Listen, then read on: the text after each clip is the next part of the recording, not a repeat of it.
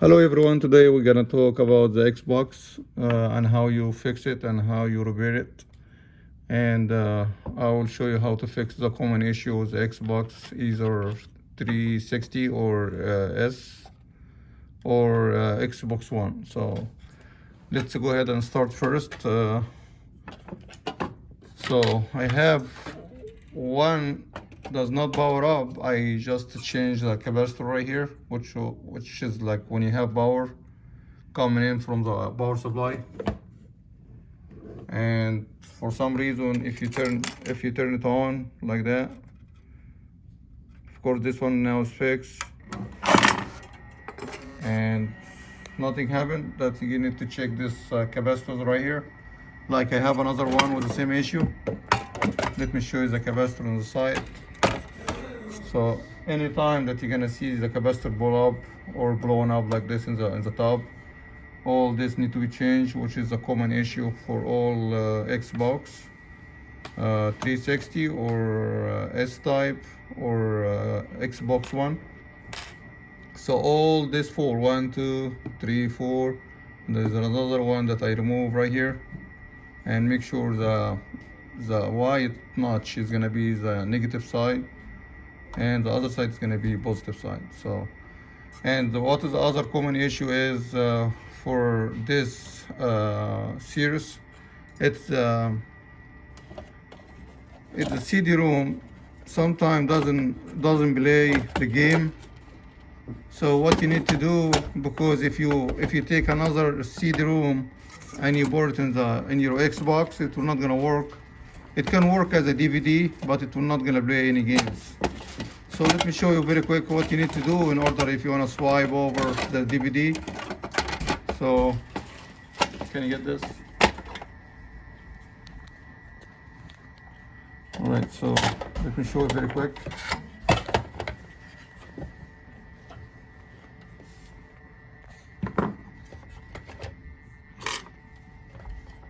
Let me turn this one off. All right,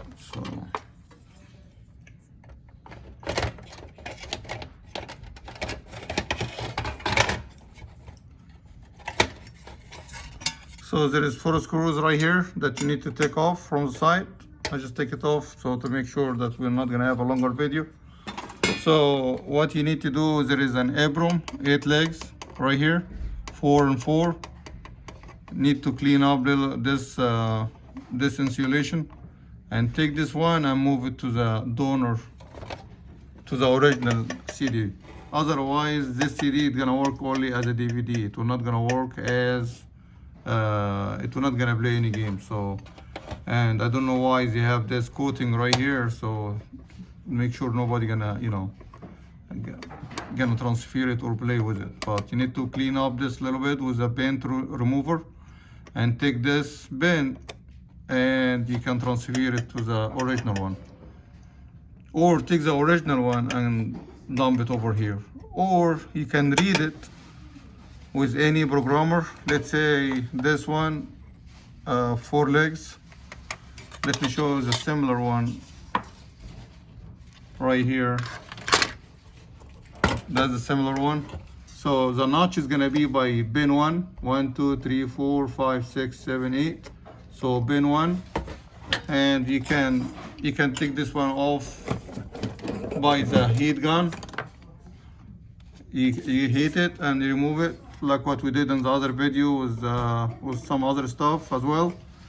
Or if you get a clip like that, you can read it in circuit. So make sure the red wire is gonna be bin number 1, and you're gonna place it right here like that, and you can read it in circuit. And this end, it's not gonna hold up, so just place it right here. I prefer to remove it. It doesn't take few minutes if you are not familiar with in circuit reading and writing. So you can do that. You can do it with any programmer. Just to follow the chip number and then you select it, and you're gonna have your programmer attachment like that. So with this end that you're gonna need little adapter that you can adapt it right here and do that. Okay, and then you're gonna place it over here and then you lock it. Make sure you lock it like that, and then you can read it. So we can make a different video for how to read or write the Abram. Okay, otherwise if this Abram, the one inside the CD-ROM, is write protected, so for some reason doesn't let you to write, especially when you have a crystal capacitor inside the motherboard. So in order to read any Abram in circuit, once you see the crystal, make sure either you jump it over to have a short circuit for this resistor, for this capacitor. It's called crystal. Otherwise, you're not gonna have a valid reading. Otherwise, remove the Abram, read it outside, and put it back in. And for some reason, if the Abram is write protected, you can go ahead and buy some brand new Abram like that with the same type.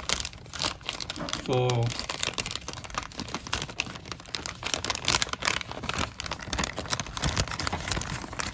like this, it's brand new. So you can have it brand new and write it and place it back in case if you have something write protected. So the most common issue for this Xbox is gonna be this 4 capacitors, which is, I can show you right here.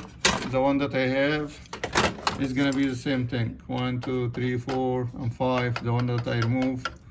And let me show you very quick how to measure and how you test the capacitor. Let's say I have different sizes right here,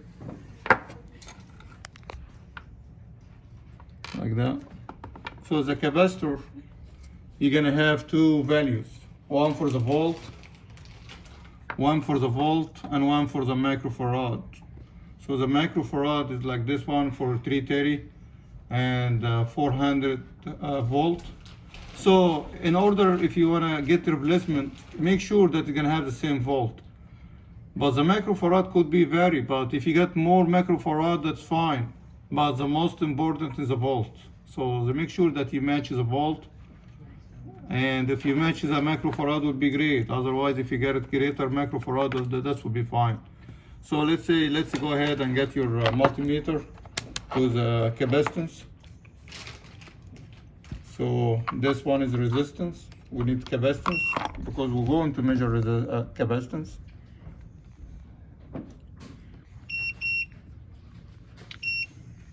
Okay, so once you see capacitance and then nanofarad.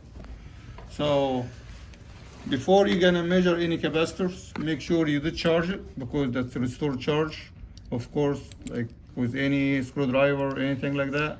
So this one is we're looking for 330 microfarad and 400 volt. So the white side is gonna be negative side. And this is a positive side. So negative, the black, and the red is positive. You're gonna go ahead and see the reading. Can you get both? So now 340 microfarad, which is a little bit more, like 10%, a little bit, or 7% more. So 330, okay. So, and this is 330 microfarad, and we get 330. So this one is good. So that's the one that we take it out and from the other board, and it's blown up like this in the top. So this one is 1500 microfarad and 16 volt. It's a low circuit. Once you see any power supply come in with an adapter, so that's a low circuit coming in as a DC. There is no AC in the board. So we can talk about the DC and the AC circuit later on in different videos. So you're gonna get, first you're gonna do short circuit, cross the capacitor to discharge it, and then you're gonna get that this way, and then See how much we get? Almost zero. All right, 2.3, and this is supposed to be 1500 microfarad. So it's bad. It's a bad capacitor. See that? So, and this is 1500 microfarad. All right, 1500. Yeah, 1500 microfarad. All right, so guys, so today's video, it was a very quick, and you can just be careful when you take your CD and your stuff, when you do the solder, when you take the stuff out, just make sure that you don't break anything. And for the CD room, make sure that you're gonna get this like that. This hole is gonna be inside there, in case if most people sometimes break it. And here you go, you place it in, and so this one was even this was not working. I open it up and clean it. We can make a different video for how to clean this and surface it. So but today's video is how to power up, and in case if you have a red circle, so how you fix the red circuit. Sometimes this board get bad, or sometimes one of this capacitor you're gonna see it blowing up. And it's good to open your Xbox time to time just to clean up the fans. Make sure it's around the clean area so it doesn't collect any dust around. And that's it. Once you see your Xbox getting hot sometime, just make sure you leave it in cold place and clean area. And with your vacuum machine you can clean it up. And that's it. So I will see you in the next one. If you like the video, please like and share and subscribe. Thank you for watching.